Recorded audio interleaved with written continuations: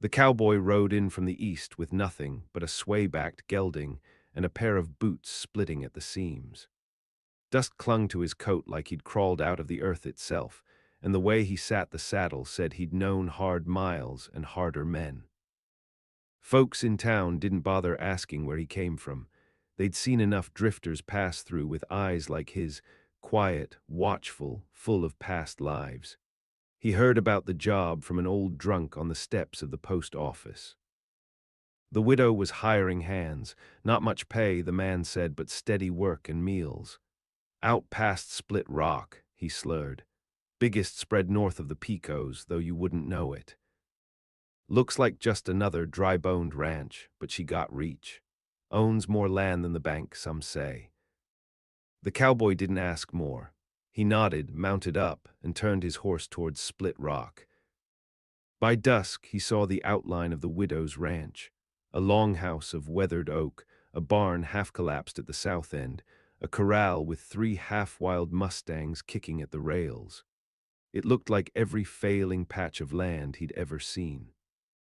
She was waiting for him, not on the porch, not from behind a curtain, but standing in the dirt, arms crossed, a shotgun resting casual against her hip.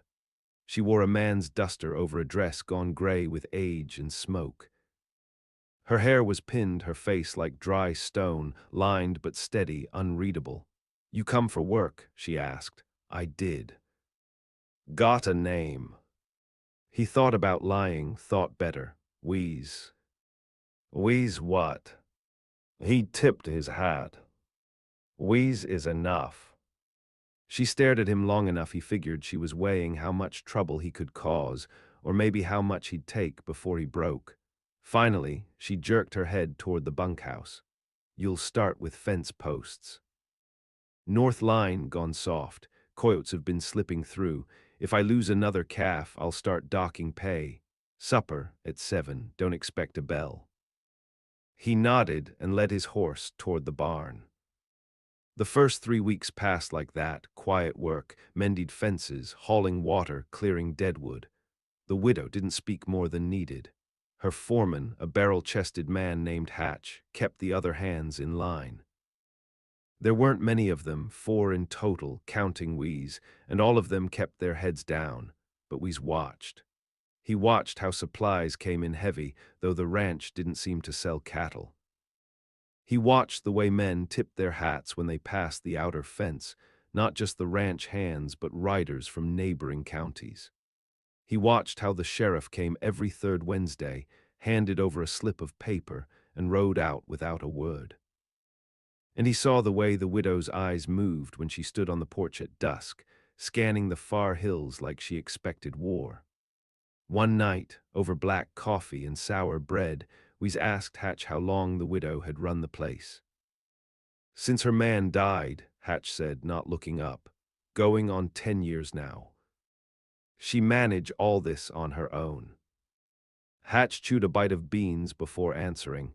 "Ain't on her own, she's got interests." "What kind?" Hatch gave him a look.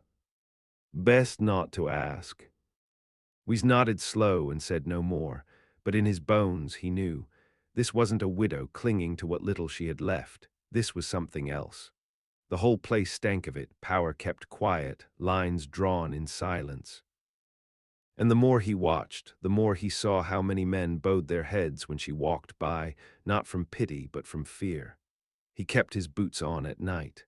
By the second month, he started riding fence line alone. The widow trusted him enough for that, or maybe she wanted to see if he'd wander where he shouldn't. Either way, he took the horse up into the northern ridges, where the land turned sharp and mean. And there, tucked into a canyon that didn't show on the old maps, he saw it, another corral, larger than the one near the house. 50, maybe 60 head of cattle, branded with a mark he hadn't seen before. A broken horseshoe over a bar. He turned back before sunset, but his gut twisted all the way home.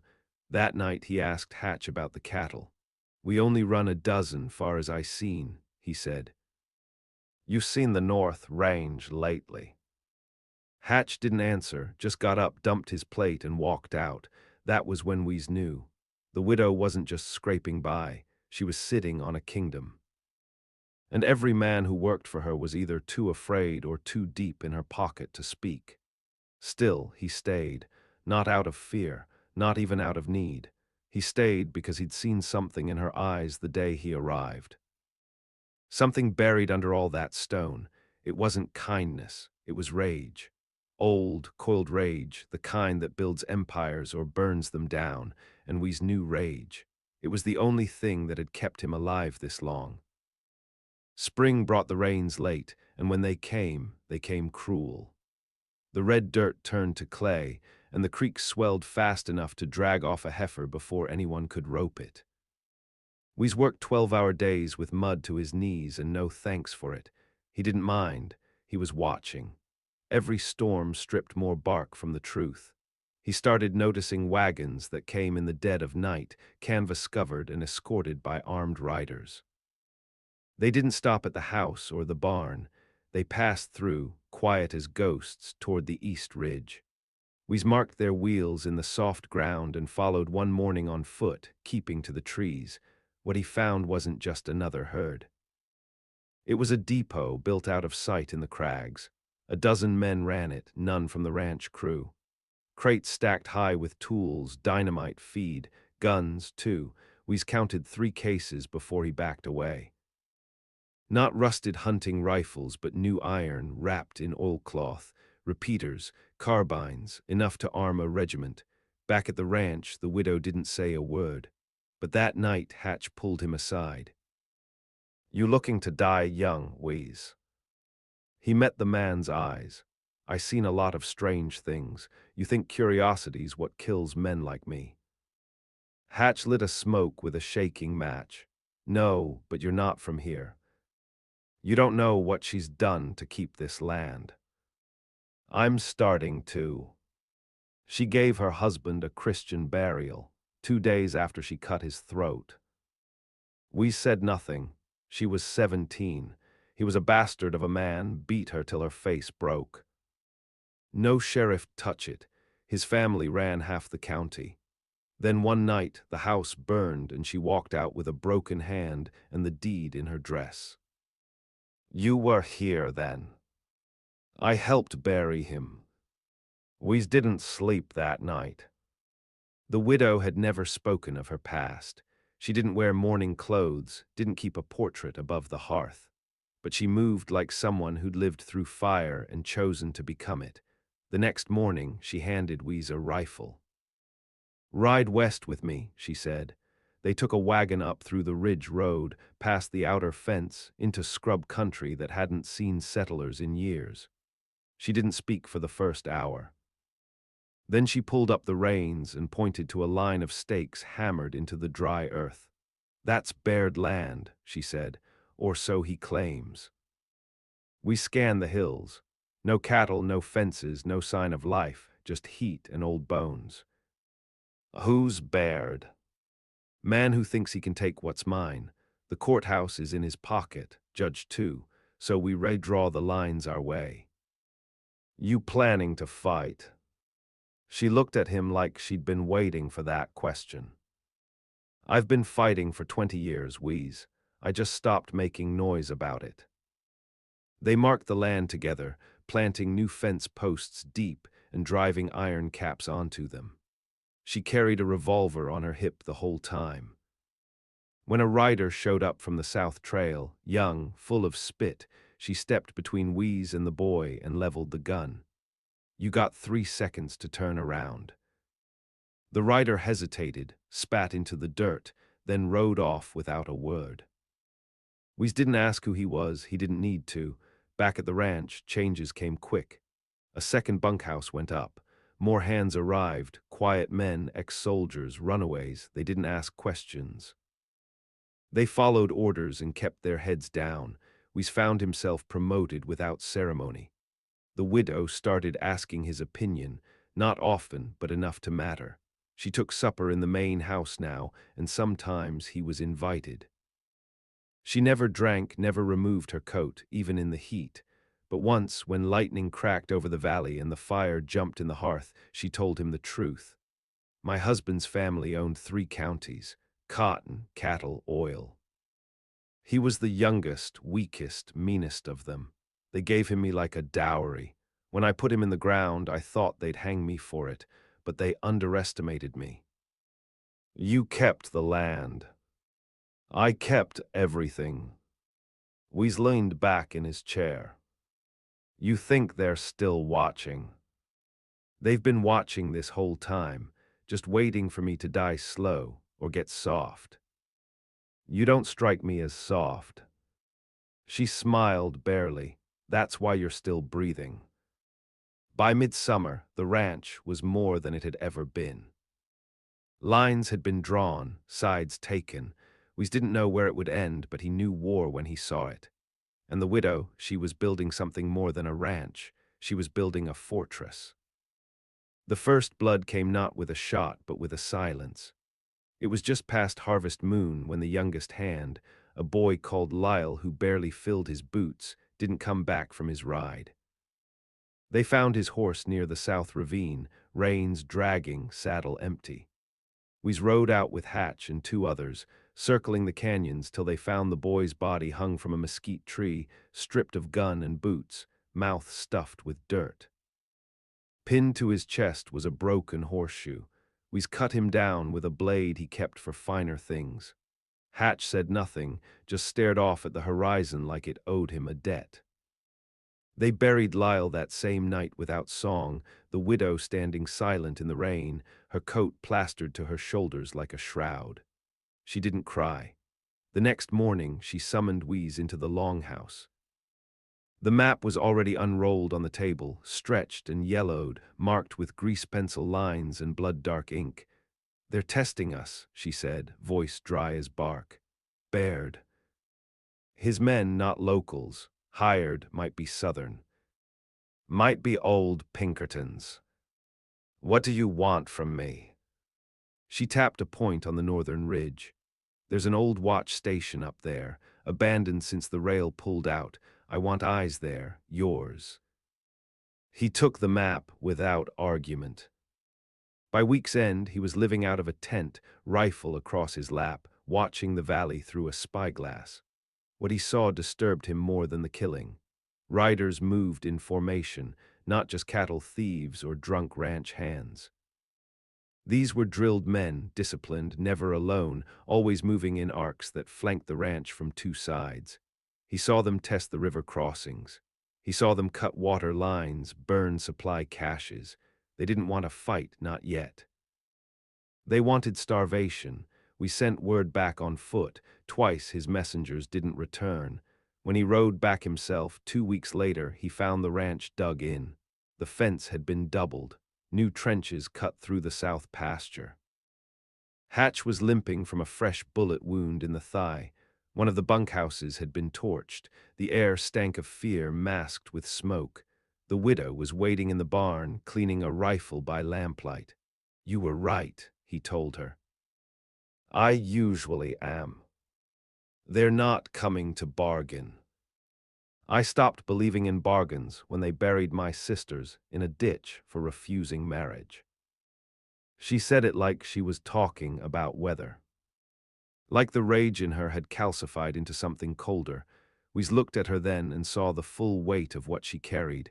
Not just land, not just revenge, legacy. You're going to war, he said. I already did. This is just the cost of keeping it. She gave him a ledger before dawn, a list of names, addresses, old debts owed to her late husband's house, people who might turn sides for coin or hate or fear. I need alliances, she said. You pick the ones who won't slit my throat after shaking my hand. So he's rode out again, but not to fight, to recruit. He found a former sheriff in Rust Creek who owed the widow a favor from decades back, and a gang of ex-rail guards down in Harlan County who remembered her name like it was still whispered on wanted posters. He promised gold, land, whatever it took. Most came not for money, but because they hated the same men she did. When he returned 3 weeks later, he brought 16 riders, a munitions cart, and a letter from a judge in Iron Hollow willing to falsify deeds in her name. The widow read it all without expression. Then she touched Wee's arm and said, "You've done more in a month than my own kin did in 10 years." He didn't answer. That night she handed out iron and orders. There would be no cavalry, no marshal. Just them, just what they could take and hold. "We strike first," she said, standing before the fire like a preacher in hell. "Not because it's right, because if we don't, they will salt this land and piss on our graves." Hatch raised a bottle. "Then let them come." But we saw the look in her eye. She wasn't waiting. She was already sharpening the knife. They struck at midnight, when the wind howled down from the ridgelines and the moon sank behind the canyon lip. We led the first charge. A dozen riders split into two wings, moving fast and low across the dry basin toward Baird's forward camp. No torches, no voices, just hoofbeats swallowed by dust. The camp was bigger than he'd expected, tents, a cook fire still glowing, 6 guards posted with rifles. But they were drunk or careless or both. We shot the first without hesitation, caught the second in the throat before he could raise the alarm. The rest fell quick, surprised, scrambling for boots they never got to lace. One fled on foot. They let him run. They burned the supplies and left the bodies where they fell. At dawn, Baird's banner flew half-mast above his main house in the valley, black field, red bull, broken arrow. We watched it through his glass and counted the men they'd lost. None, 2 wounded. The widow's plan had worked. Strike fast, cut deep, leave fear in the blood, but victory didn't bring rest. Retaliation came on the 6th night. We woke to screaming. The west pasture was in flames, horses screaming in the smoke, 2 men down before he'd even pulled on his boots. Baird's riders had come silent and savage, cutting fences, burning stores, poisoning the well with raw lye. They disappeared just as quick, vanishing into the canyons like they'd never been there. The widow stood in the firelight, barefoot, rifle in hand. Her dress was stained with ash. One of her dogs lay dead beside her. She didn't speak. We stepped beside her, his face slick with sweat. "They're not afraid anymore." "No," she said, voice quiet. "They're angry." She buried the dead herself. No ceremony, just earth and stone. By morning, the house was boarded tight and new lookouts posted with orders to shoot before speaking. But the damage ran deeper than bodies. The water was poisoned for 2 days. The cattle panicked, trampled the south fence. 3 hands quit by nightfall, and one set the bunkhouse on fire before disappearing into the hills. We saw the cracks forming, loyalty stretched thin, supplies dwindling, sleep stolen in hours, not nights. Still, she didn't break. Instead, she called a council in the smokehouse, where no windows faced outward and the walls were thick with years of salt and silence. Her allies sat in a rough circle, rail guards, bounty men, former law, hard men who'd once killed for less than what she now promised them. We stood by the door, watching. She spoke only once. "We're not holding this land. We're taking theirs." Gasps, silence, then murmurs. She stepped into the light and unrolled a new map, one not of her property, but Baird's holdings, his ranch, his private roads, his mines. They sent hired guns. "We send fire." What followed wasn't battle, it was siege. Every night they rode to a different edge of Baird's empire, sabotaged a rail, set fire to a warehouse, cut a fence, killed a guard. Always moving, never staying long enough for a counterstrike. The goal wasn't ground. It was blood, time, fear. Baird's men started wearing bandanas over their faces. Rumors spread of a witch on horseback, of a ghost widow who fed the coyotes with men's bones. Weez laughed the first time he heard it, but then he saw the men who whispered it, grown, calloused, shaking at shadows. It wasn't just the widow's wrath they feared. It was the quiet in her vengeance. One night Weez found her sitting alone in the loft, staring at a portrait long covered in dust. A child's face, half faded, A girl no older than 6, hair in braids. He didn't ask. She noticed him and nodded once. She was mine. My daughter died before all this. How? Cholera, they said, but I know who kept the doctor from coming. Baird's men. Said I owed a levy for water rights, that I'd pay in land or blood. We's looked down at the dirt floor. That's why this isn't just about borders. She met his eyes. This is about debt, and I intend to collect. By month's end, Baird's supply lines were shattered. His northern fence was rubble. His cattle scattered across no man's land. Still he held the manor, and we knew why. He was drawing them in. So when the widow ordered the final strike, we argued. We've got the high ground, he said. Starve him out. Let him come to us. But she shook her head. He doesn't beg. He buries. If I wait, he'll hire more, dig in deeper. I go now or I lose everything. That night she armed every man and woman on the ranch. Gave them new rifles, fresh powder, iron rounds. Some were shaking, some prayed. All of them stood with her.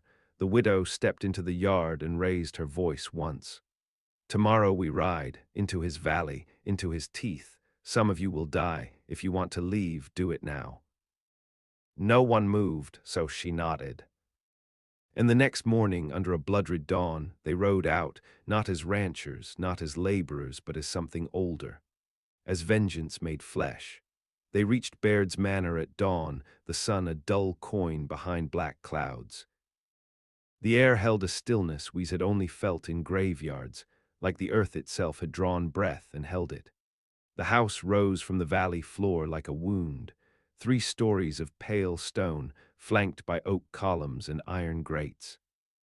No guards on the porch, no dogs barking, just silence, too much of it. They dismounted 50 yards out. The widow stepped forward, rifle over her shoulder, her coat snapping in the wind. We moved to her side. This isn't right, he muttered. She nodded once. He's waiting.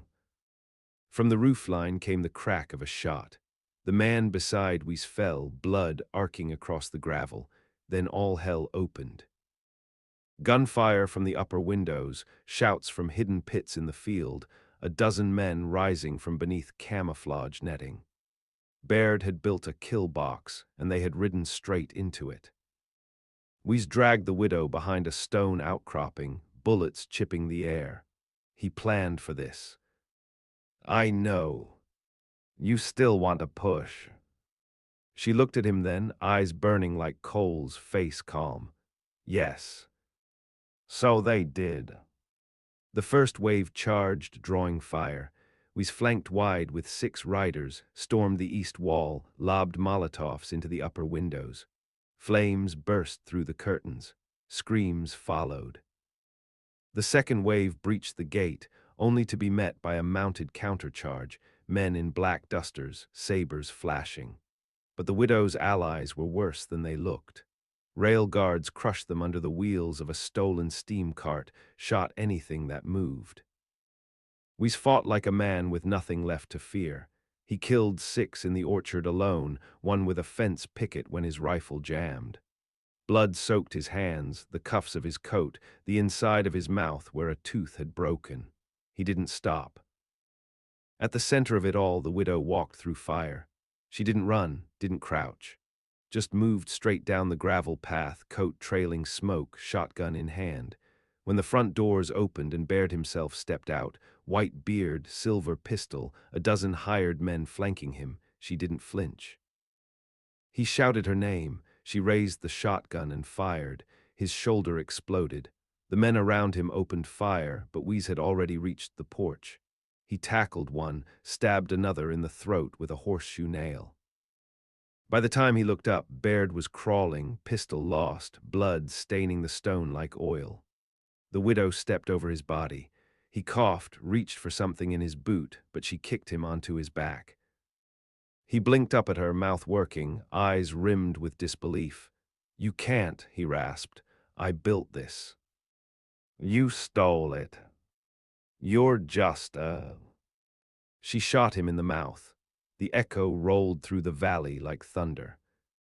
Afterward, we sat on the porch steps, watching smoke curl into the sky. The house was burning behind him. Half the men were dead. Hatch was gut-shot and fading fast, but the manor had fallen. The enemy was broken. The widow came and sat beside him, arms streaked with blood, one boot missing. "It's done," he said. She didn't answer. They watched the sun rise in silence, red light cutting through ash. Later, they buried the dead, marked no graves. Just stones turned inward. The ranch hands, the allies, even Baird's men, all fed the same soil now. By nightfall, they were alone again, just the two of them, standing in the ruin of a county once ruled by fear. And she said, finally, "Now I rebuild it in my name." The fires burned out by morning. What remained of Baird's estate was black stone and shattered glass, blood dried on the marble floor like veins across a corpse. The widow stood barefoot in the ruins of the foyer, dress torn, a gash running along her forearm, and surveyed what conquest truly looked like: quiet, ugly, final. We leaned against the frame of the eastern doorway, shoulder wrapped, boots splinted with wire. He hadn't slept, neither had she. The wind stirred ash across the parquet tiles. Somewhere behind the orchard, vultures circled. "You own it all now," he said, voice low. She didn't respond right away. Just turned toward the northern hills, where the sun bled through stormlight. Her voice, when it came, was steady. "I always did. They just refused to believe it." She walked out without another word, down the scorched path, past bodies wrapped in feed sacks, past the charred remains of men who'd underestimated her for too long. The land was quiet now, not safe, not healed, but hers. Back at the ranch, the survivors worked without orders. No one asked what came next. They knew the rhythm of survival: build, tend, guard, bury. They didn't ask who gave commands. They didn't have to. The widow moved through them like a storm long spent. The new well was dug, the fences rebuilt. Her banner, once hidden, now flew from a cedar pole above the barn, a broken horseshoe hammered straight. But the victory changed her. She didn't speak much, even to Wheeze. At night she sat on the porch, staring west, toward the county line, toward the world that never thought her more than a shadow trailing a dead man's name. She had outlived them all, outlasted even her grief. One evening, Wheeze brought her a flask. She didn't drink it. "I came here looking for work," he said. "You found it. I stayed because I thought you'd lose. You were wrong." He watched her, the way her hands curled in her lap, still stained with Baird's blood, though she'd scrubbed them raw. "You ever let it go?" he asked. She looked at him then, not as a boss or a partner in war, but as someone who'd seen her naked in rage and silence. Someone who'd fought beside her not for land, but for the kind of justice too deep for courts or crosses. "No," she said, "but I let it lie." She stood, walked into the house, and closed the door behind her. Weeks passed, then months. Couriers came with deeds and maps. Lawyers from Dustville tried to buy her out. She sent them away with broken wheels and empty threats. The courthouse sent word she was now the legal owner of 400,000 acres, half a dozen wells, 2 mines, and every waterway between Barrow Ridge and the Singing Hills. She didn't smile. Power meant nothing to her now, not in the way it used to. Power had taken her husband's name and buried it. Power had starved her child. Power had driven her to build an army out of runaways and debtors and ghosts. And now it sat in her palm, silent, useless, heavy. We stayed. There were fences to mend, cattle to brand. But more than that, he stayed because the land had her breath in it now, her blood. He knew what that meant. It meant she'd never leave it. She never remarried, never took a lover, but we rode at her side till the end of her days, not as a hand, not as a husband, as the only man who saw what she was from the start, not a widow, a sovereign. When she died, they buried her at the edge of the high pasture, where wild horses still came to drink. We's carved the stone himself. No prayers, no name, just 3 words chiseled deep: she owned everything. Years passed. The land held her shape, fences grew stronger, roads widened, her mark, once carved in desperation, became law. Folks called it the widow's county now, though her name was long buried. Children rode past her grave, not knowing it was her hand that broke the old lords, her fire that cleared the valley of greed. Memory fades, power calcifies. We stayed on. His beard went gray, his voice graveled with time. He took over what needed doing: grain shipments, water rights, handling the banks when they got curious. He lived in the longhouse she built, never moving her boots from the porch, never touching the rifle that still hung above the door. But something in him hollowed after she died. Not grief, not quite, more like an echo that had no more canyon to bounce off of. He spent long mornings walking the perimeter, speaking to no one. Not even the dogs followed him anymore. At night he lit a single lamp and read her ledger, still locked in the same drawer, full of names crossed out and debts repaid in bone. And one spring a stranger came, a girl. 17, maybe 18, not local. Clothes stitched from 3 counties, dust in her teeth, fire behind her eyes. Said she was looking for work, that she could ride, shoot, read numbers, didn't care about the pay. We watched her for a long moment, like he was watching something break open he didn't know still lived in him. "You got a name?" he asked. "Call me Marrow," she said. "You from here?" "No. You runnin'." She looked him straight in the eye. "Not anymore." He nodded and pointed her to the bunkhouse. Weeks passed. She worked like stone, quiet, capable, never complained. Didn't flinch when the rains hit hard, didn't blink when 2 men came asking questions and rode off limping. We watched her move through the ranch like someone born of it, though he knew she was. One evening he found her out near the grave. She stood with her hat in her hand, head bowed, not saying a word. "You know who she was?" he asked. Morrow nodded. "I heard stories. Some of 'em say she was a killer, some say she was a queen." We looked at the stone. The dirt hadn't shifted in years. No grass grew there, just dust. "They're both right," he said. Morrow turned toward him, eyes narrowing. "They also say she took in runaways, people with nothing." "Oh, she did. You think she'd take me?" We studied her then, sunburnt cheeks, scar at the collarbone, knuckles raw from work. She didn't smile. Didn't beg, just stood there like she already knew the answer but wanted to hear it spoken. "She already did," we said. "You're here, ain't you?" They walked back in silence, the dusk trailing long shadows across the pasture. In the distance, coyotes yipped. The land stretched quiet and wide, just like it had that first day we rode in, boots splitting, bones tired. But something had shifted again. The war was long over. Now came the inheritance of fire. And the land, her land, wasn't finished with what it needed to become.